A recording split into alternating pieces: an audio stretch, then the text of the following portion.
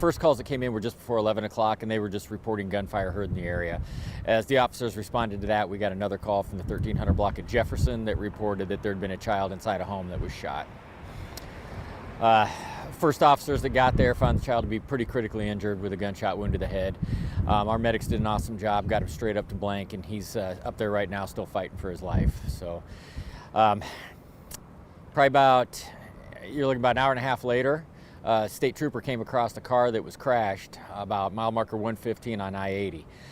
As he spoke with them about what was going on, he made some observations that led him to believe that this might be connected to the incident back in Des Moines. So got a hold of us, we sent some officers out there, we were able to follow up on that, get about 5 people detained, we recovered 2 firearms, and then got them back down here to the police station to be interviewed. A couple were more cooperative than others. We had a couple that went as far as not even refusing to identify themselves. So when you don't know who somebody is, that creates a little bit more challenges when we're investigating. But we did hear some familiar names that have come up in investigations before. Starting to make those connections. It looks like some of these folks are from out of town. So we got a lot of work to do ahead of us, but we're in a good spot right now moving forward. And the child is 2 years old? 2 years old. Okay. And those 5 people that were detained, do they have a connection to the child?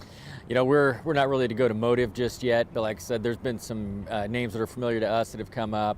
It's got us looking at a couple older investigations too, so we don't know exactly how everybody connects. We do know that that house was specifically targeted, but the exact who and why, we were not really sure about that just yet. And this is a child. I mean, a 2-year-old child just sitting in its home. It's frustrating. It's more than frustrating. I mean, it is way more than frustrating. This should be outraging everyone in this community. You've got a 2-year-old child, and part of our job is to protect the people who are most vulnerable. And that is why we aggressively go after the folks who are committing gang crime and gun-related crimes and drug crimes, because this is what happens when that goes unchecked. You've got a child that's just minding their own business, doing what kids do, and get shot in the process.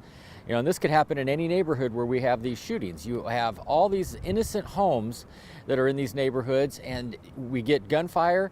You're looking at more than 20 rounds that were fired here, right about 20 rounds. I don't know if we've got all the casings yet, but when you start looking at the amount of gunfire and the potential for so many other innocent people, this is why we go after the criminals who do these crimes. Oh, wow. Okay, at least 20 rounds. Do you think it was from the streets, from a car? Well, we know that there was definitely a car involved. I don't know if we've gotten to the point yet where if we say the shots were fired from inside the car or from outside the car, but we do know that the suspects arrived in a car. That's the same car they were stopped in. We're still working out the details about exactly how the shooting went down, but we've got video evidence we're going over. We've got witnesses. We're going to let the family, focus their efforts on the child right now, and we'll maybe get some more information from them when the time's right. So you said some people aren't identifying themselves. Are they cooperating? No. It's fair to say that they've been pretty uncooperative, but we've got ways. I don't want to say that. I mean, we have fingerprints and et cetera, DNA we're working on, and they had gun. I mean, we've got the forensic.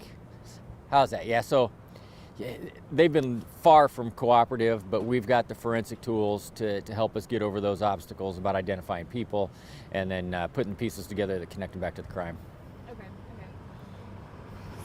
In critical condition. So far, that's what we know, right? I mean, he's not dead or... No. Okay. How are the parents? Are they cooperating? Well, like I said, we're going to let them focus. We got some spontaneous statements from them at the scene. Their priority should be focusing on the child, and we're going to let that part play out, and we'll talk to them when the time's right. And, I mean, I got to talk about it. Just this past year, and for our careers, hasn't been very good. So do you think people are afraid to cooperate with the police right now just because of the environment we're in? No. What's it like for you having to do this? Well, I mean, there's been an element out there that doesn't want to cooperate with us, and that's been that way for years. That's not what we see in the neighborhoods. We see in the neighborhoods that they know that they need the police for help when it comes to situations like this, and they want to help us help them. So when it comes to this type of crime, yeah, the people involved, they very rarely want to cooperate. The neighborhoods, they want to do the right thing, stand up and take the streets back. Did any neighbors or anyone see anything? Like I said, we've got some phone calls. We've definitely got some video that we're going to take a look at. There's a lot of good pieces out there and definitely a lot of support for the child and for us to get this one taken care of. When you say video, like Ring cameras? Yeah, there's all kinds of video stuff that we're looking at. Okay, awesome. Yep. Let's see here. So you believe it was targeted, so we don't think the public's at risk? No. And like I said, we've identified some names that we're familiar with relating to some other investigations. We've now got all these folks identified, so we're working through exactly what the connection to all of that is, and that we may not ever know exactly what the motive was, but we do know that house was targeted. Not specifically the child, but the house. No, the child is just an innocent bystander.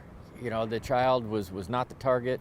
I'm sure that the family had, I don't want to get into it because there's two sides to this whole thing, but was anyone else hurt? No. Do we know where the child was in the home? Just sitting in the living room. Wasn't sleeping or anything like that. I want to make sure I have the details. I don't know. I'm sure you have them, but so a car pulled up with whoever the suspects are, and then it was pulled over. No, a trooper found it crashed. Oh, okay. So I don't even know if we've gotten through that, whether they swerved to miss a deer, hit a deer, fell asleep, drifted into the cable barrier. I don't know all those details. That's a little lower down on our priority list right now. But where was it crashed at? Mile marker 115, eastbound or westbound.